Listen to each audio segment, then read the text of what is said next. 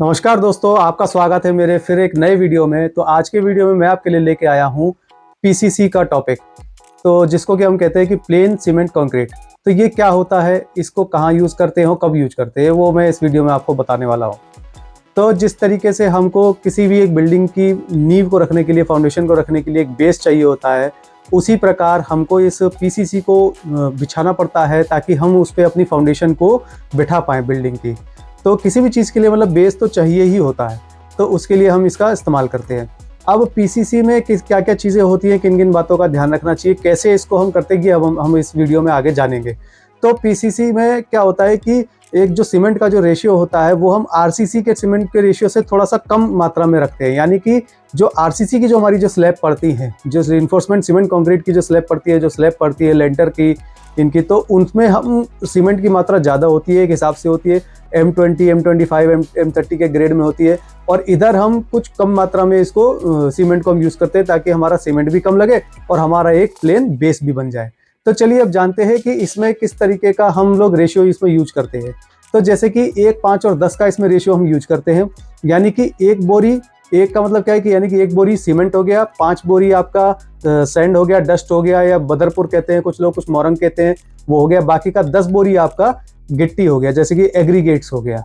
तो इस तरीके से हम जब इसका पूरा मिक्सचर एक बना लेते हैं, तो मोस्टली जो सबसे ज़्यादा कॉमनली जो यूज होता है मिक्सचर, वो यही होता है। 1, 5 और 10 का जो रेशियो होता है, यही मोस्टली यूज होता है इस कंस्ट्रक्शन में।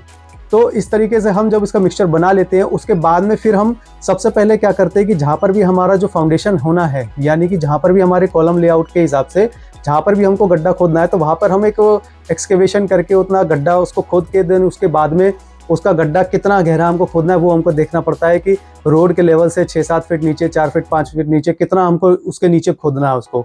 उसके बाद में वो गड्ढा खोदने के बाद में, जिस तरीके का आपको इमेज में दिख रहा है, ये गड्ढा खोदने के बाद में फिर हमको इसमें जो मिट्टी होती है वो एकदम एक सार इसमें कर देनी होती है ताकि हमारी आराम से इस पर पीसीसी एकदम प्लेन तरीके से इस पर बैठ जाए।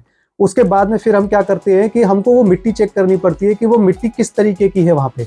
अब जैसे कि कहीं पे मिट्टी कैसी होती है, कहीं पे दीमक ज़्यादा रहती है मिट्टी में, कहीं पे क्या है, तो वो हमको चेक करना होता है। अगर बहुत ज़्यादा दीमक है आप जहाँ पे भी घर बनाने जा रहे हैं वहाँ पे अगर मिट्टी बहुत ज़्यादा दीमक का वो है अगर वहाँ पे, तो वहाँ पर हम क्या करते हैं कि एंटी टर्माइट वाला एक ट्रीटमेंट करते हैं। इसका क्या मतलब है, ताकि हम दीमक को आने से रोकेंगे अपने घर में। जब भी हम ऊपर जब हम अपना वो सब करेंगे, इसमें इंटीरियर का काम करेंगे, देन उसके बाद में हम जो भी वुडन का वर्क करेंगे, तो ये है कि दीमक ना लगे हमारे घर में। उससे बेटर यही रहेगा कि हम इसको फाउंडेशन लेवल पे ही इसको नीचे दबा दें।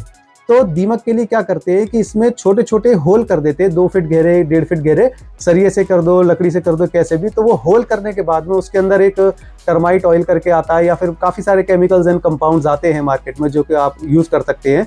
तो वो एंटी टर्माइट ट्रीटमेंट के लिए काम करते हैं वो। तो वो इन होल्स में, इन गड्ढों में जो भी हम कर रहे हैं छेद, तो इनमें हम डाल देते हैं उनको, उस केमिकल को। देन उसके बाद में इसको थोड़ी देर के लिए हम रख देते हैं ताकि जितने भी जो भी दीमक है वो सब नीचे के नीचे ही खत्म हो जाए, मोस्टली खत्म हो जाए, जो कि ऊपर ना आ पाए। तो इस वजह से हम ये वाला ट्रीटमेंट हम इसका करते हैं। देन उसके बाद में हमको क्या करना है कि इस पे एकदम प्लेन जो है हमारा, जो हमने जो मिक्सचर बनाया है पीसीसी का, प्लेन सीमेंट कंक्रीट का, वो हमको अब इस पे बिछाना है। अब वो हम कैसे बिछाएंगे, कम से कम 6-7 इंची हम उसको मोटा रखेंगे ताकि वो पूरा अच्छे से उस पर आ जाए और काफ़ी अच्छा अपना एक बेस बन जाए मोटा, कि जिसके ऊपर हमारा जो है कॉलम का फुटिंग अपना बनेगा और फिर उसके ऊपर हमारा पूरा बिल्डिंग उसके ऊपर फिर लोड आता है। तो इस वजह से हम उसका एक बेस बनाते हैं। तो बेस में हमको 6-7 इंची मोटा जो है इसका, 6-7 इंच का हमको वो रखना है, क्या बोलते हैं, पीसीसी का अपना थिकनेस रखना है। उसके बाद में उसको पूरा सा अच्छे से ले कर देना है, उस पर पूरा लेयर उस पर बिछा देना है।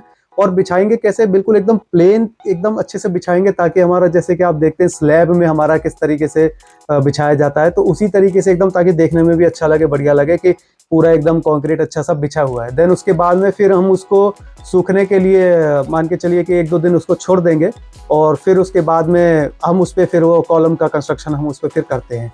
तो ये था मेरा आज का वीडियो पीसीसी पे। तो आई होप कि गाइज आपको ये समझ में आया हो वीडियो, और अगर आपको अच्छा लगा हो वीडियो तो चैनल को सब्सक्राइब करें, लाइक करें, क्योंकि मैं आपके लिए इसी तरीके से रिलेटेड जितने भी कंस्ट्रक्शन से रिलेटेड जितने भी वीडियोज़ है वो सब मैं आपके लिए लाता रहूँगा। तो तब तक के लिए जय हिंद, जय भारत गाइज।